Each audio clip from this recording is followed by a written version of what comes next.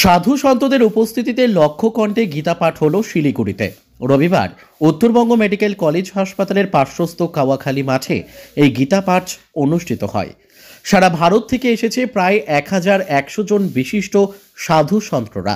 উপস্থিত ছিলেন বিজেপির একঝাঁক প্রথম সারির নেতা। পশ্চিমবঙ্গের পাশাপাশি ভারতের বিভিন্ন স্থান থেকে লক্ষ মানুষের সমাগম হয়। সকাল থেকেই পায়ে হেঁটে বা বিভিন্ন যানবাহনে ভক্তরা উপস্থিত হন কুরুক্ষেত্র মাঠে।